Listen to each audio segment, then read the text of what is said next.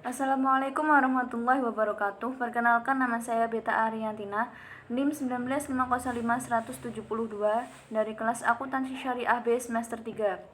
Saya presum materi dari kelompok 7. Yang dapat saya simpulkan dari makalah kelompok 7 yaitu istilah corporate governance pertama kali diperkenalkan oleh Cadbury Comic pada tahun 1992 dalam laporan Cadbury Report. Cadbury Report mendefinisikan corporate governance adalah prinsip yang mengarahkan dan mengendalikan perusahaan agar mencapai keseimbangan antara kekuatan serta kewenangan perusahaan dalam memberikan pertanggungjawabannya kepada para shareholder pada khususnya dan stakeholder pada umumnya.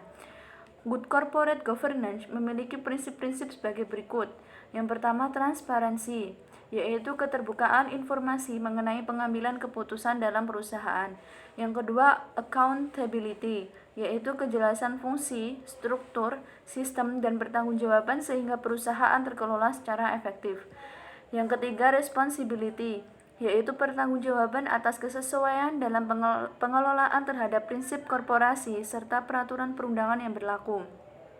Yang keempat, independensi atau kemandirian, yaitu perusahaan terkelola secara profesional tanpa benturan kepentingan manapun.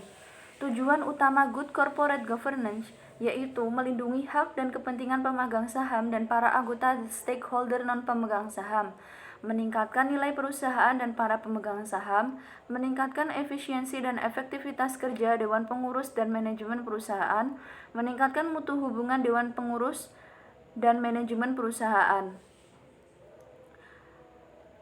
Manfaat good corporate governance diantaranya yaitu meningkatkan kinerja perusahaan, akses pembiayaan rendah yang akan meningkatkan nilai perusahaan, masyarakat investor puas atas hasil kinerja keuangan yang meningkat, kelangsungan hidup perusahaan jangka panjang, menjadi sumber pendapatan pemerintah melalui privatisasi BUMN.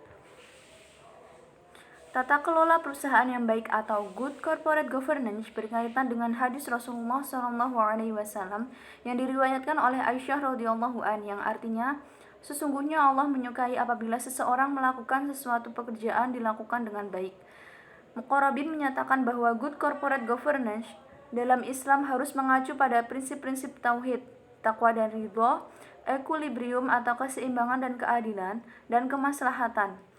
Perbedaan GCG syariah dan non-syariah terletak pada syariah compliance, yaitu kepatuhan pada syariah, yakni penerapan prinsip-prinsip Islam, syariah dan tradisinya ke dalam transaksi keuangan dan perbankan, serta bisnis lain yang terkait secara konsisten dalam menjalankan syariah sebagai kerangka kerja bagi sistem bisnis dalam alokasi sumber daya, manajemen, produksi, aktivitas pasar modal, dan distribusi kekayaan. Bila meninjau good corporate governance atau GCG pada bank, selain harus memiliki kepatuhan syariah, perbedaan lain yang mencolok dengan sistem konvensional dapat dilihat dari struktur organisasi bank syariah, yakni dalam bank syariah terdapat keharusan memiliki Dewan Pengawas Syariah atau DPS.